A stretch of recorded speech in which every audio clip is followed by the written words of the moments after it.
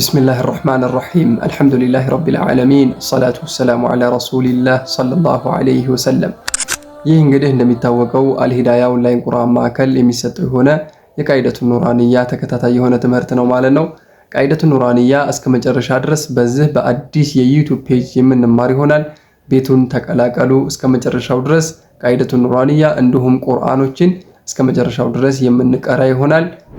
እናም አልሂዳያ ኦንላይን ቁርአን ማዕከል ተመዝግባችሁ ቂራአታችሁን ማስተካከልና በአጭር ጊዜ ውስጥ የቁርአን ንባብ ክህሎታችሁን ለማዳበር ከፈለጋችሁ በዚህ ስልክ ቁጥር እየደወላችሁ መመዝገብ ትችላላችሁ ማለት ነው። የምንለቀው ቪዲዮ ፈጥኖ እናንተ ጋር እንዲደርስና ለቁርአን ባላችሁ ፍቅር ቤቱን ሰብስክራይብ እያደረጋችሁ መሐባችሁንና ፍቅራችሁን አሳዩን ኢንሻአላሁ ተዓላ። ቢስሚላሂር ረህማኒር ረሂም أعوذ بالله من الشيطان الرجيم بسم الله الرحمن الرحيم الدرس الأول كان يقارق ما تبلو الدرس الأول حروف الهجاء المفردة حروف الهجاء المفردة ترجمون النملكت الدرس الأول مالت የቃይደቱ ኑራንያ የመጀመሪያው የትምህርት ክፍል ማለት ነው። ቃይደቱ ኑራንያ ወደ 17 የትምህርት ክፍል አለው። ከነዛ መካከል ሌሰን 1 ወይንም ደግሞ የመጀመሪያው ክፍል ወይንም የመጀመሪያው ትምህርት እንደማለት ነው። ሁሩፉል ሂጃኢል ሙፍረዳ ማለት ደግሞ ርዕሱ ነው። የአድርሱል አወል ርዕስ ማለት ነው። ነጠላ የሆኑ የአረበኛ ፊደላቶች ገበታ ወይንም ነጠላ ተደርገው የተጻፉ የሆኑ የአረበኛ ፊደላቶች ብለን ብንተረጉመው ምንም ችግር የለውም። በሁለቱም ያስሄዳል። ዋናው ነገር ሐሳቡን መረዳታችን ነው። አንዴ እንድገመው ከኔ ጋር አድርሱል አወል ሁሩፉል ሂጃኢል ሙፍረዳ አሊፍ አሊፍ ከኔ ጋር በሉ አሊፍ። ብዙ ጊዜ እህትና ወንድሞች የሚሳሳቱበት ትልቁ ቦታ ነው ይሄ። ምን ብለው ያነቡታል? አሊፍ ብለው ያነቡታል። ይህ የተሳሳተ የሆነ ያነባበብ ዘይቤ ነው። መሆን ያለበት አሊፍ አሊፍ ነው የሚሆነው ማለት ነው። ሁለተኛ ባ ባ። እዚህም ላይ ጥቆማ የምሰጣችሁ ነገር ባ ብላችሁ እንዳታነቡት። ባ ብለን አንረግጠውም ማለት ነው። ከንፈራችን ይገናኛል። ከተገናኘ በኋላ ይላቀቃል። አንዴ ላሳያችሁ። ከንፈሬ እንደዚህ ተገናኘ አይደለ? ከዛ በኋላ ማላቀቅ ብቻ ነው። የላይኛውን ወደ ላይ የታችኛውን ወደ ታች ማድረግ ብቻ። ባ አማርኛ ማንበብ የምትችሉ ካላችሁ ልክ የአማርኛው ባ ፊደል እንደምናነበው ማለት ነው። እስኪ አንዴ እንበለው። ባ በቃ ይሄው ብቻ ነው። ሶስተኛ ታ ታ ብለን እናነባዋለን። ታን ስናነብ የምላሳችን ጫፍ ማለት ነው። የምላሳችን ጫፍ እዚህ የፊት ለፊት ጥርሳችን ድዳችን ጋር ይጫፉ ሊሆን ይገባል። እንዴት ማለት ነው? ታ ታ ኢንሻአላሁ ተዓላ። ቀጣይ ሳ ሳ ሳ ፊደል ላይ ጥቆማ ሰጣችኋለሁኝ። የምላሳችን ጫፍ በጥርሶቻችን መካከል ሊሆን ይገባል።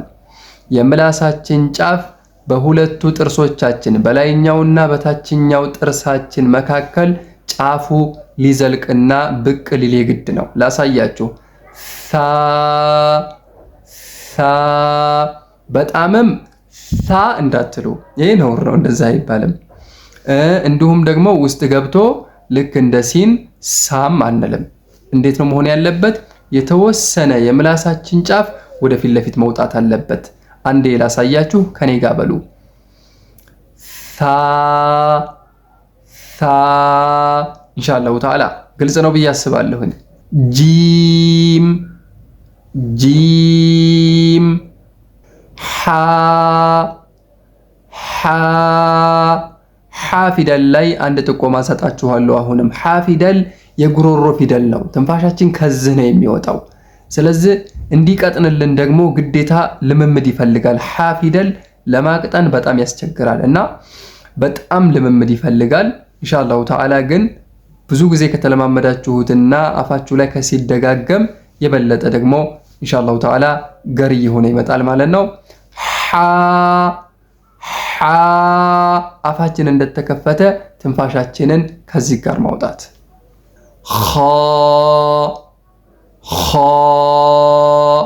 ኸ ፊደል ደግሞ እንደዚሁም ከጉሮሮ የሚወጣ የሆነ ፊደል ነው። ኸ ፊደል አማርኛ ላይ ስለማንጠቀመው በተለይ አማርኛ ተናጋሪ ለሆናችሁ በጣም ሊያስቸግር ይችላል።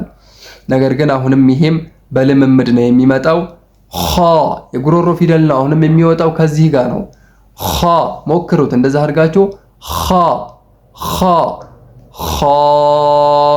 እንደዚህ ያደረጋችሁት ሞክሩ። ዳል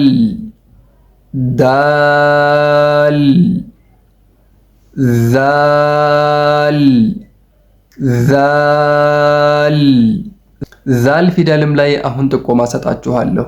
ዛል ፊደልና ሳ ፊደል ተመሳሳይ ነው መውጫ ቦታቸው።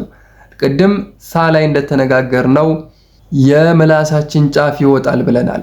ዛልም ላይ የምላሳችን ጫፍ ወደፊት ለፊት የተወሰነ ፓርት መውጣት ግዴታ ነው። እስኪ አንድ ላይ እንበለው። ዛል እስኪ በሉ አንዴ ልስማችሁ። እንደሱ ማለት ነው ጎበዞች ኢንሻአላህ።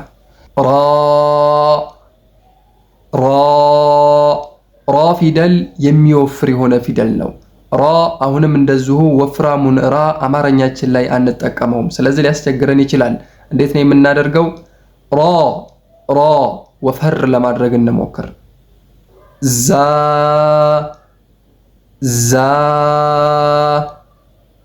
ሲን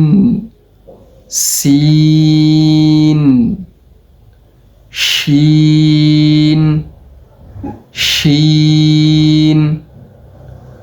ሷድ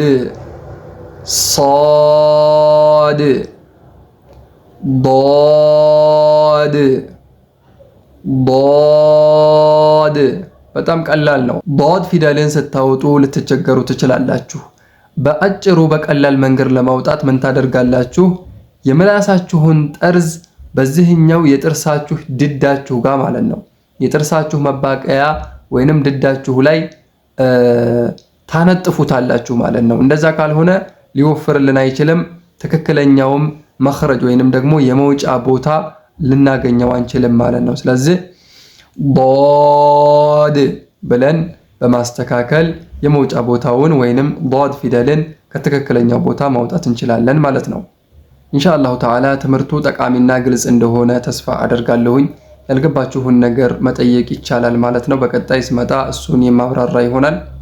ኢንሻአላሁ ተዓላ ይህንን ጠቃሚ የሆነ ትምህርትና ዕውቀት ያስፈልጋቸዋል ለምትሏቸው እህት ወንድሞች ሼር አድርጉላቸው። የአጅሩ ተካፋይ ሁላችንም ነን የምንሆነው። በቀጣይ ደግሞ የቀሩትን 3 መስመሮች የምናጠናቀቅ ይሆናል። ቤቱን ሰብስክራይብ እያደረጋችሁ ጠብቁኝ። ወሰላሙ አለይኩም ወራህመቱላህ ወበረካቱሁ።